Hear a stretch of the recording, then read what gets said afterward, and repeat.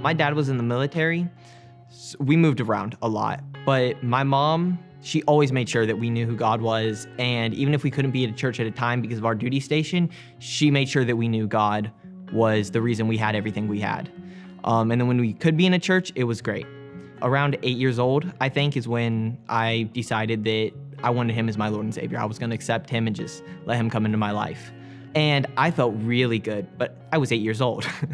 And I didn't have necessarily the community that I needed to continue that growth. During that time, there was just my ups and downs with Christ. I was never consistent though. There was days and maybe weeks, even months, where I was on fire for God. I wanted to read every day. I wanted to pray. I wanted to do what he wanted me to do. And then there was the down months where I was a Christian. I believed in God. Didn't really need to tell people that or really need to study or anything. I didn't need to read the Bible, but that was just because I didn't want to. And it got really bad when we were forced to move to Korea. My dad was reassigned and it was the height of the pandemic. I felt angry at everyone, everything, God included, and kind of abandoned. So my dad got a position at Fort Rucker, and that was great, and I was so happy. But my relationship with God didn't just magically appear because I was hurt and upset and really didn't want to jump back into that immediately. My mother, on the other hand, I love that lady so much.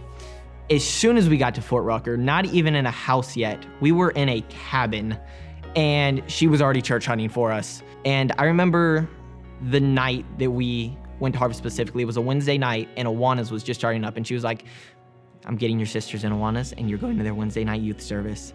And I was like, heck no, I'm not. I'm going upstairs, and I'm going to be doing nothing for the rest of the night. She pulled the I'm your mother card. I was not happy. So I walked into Harvest on a Wednesday night, mildly just upset that I was there in the first place. And I walked into that room, and it was like an explosion.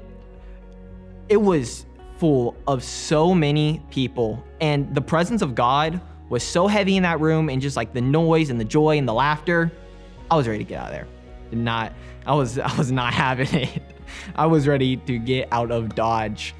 And as I was standing there, finding the closest exit, Joel strolled out of just a little group of kids just moving apart, and he came strolling through like Moses in the Red Sea. And he greeted me, and we started talking, and he just immediately put me at ease. In that conversation, and then when he went up and preached, when I left, I remember the first thing I said when I got back in the car with my family that night, this is our church. And so Sunday, we came back. And the next Wednesday, we came back. And so on and so forth.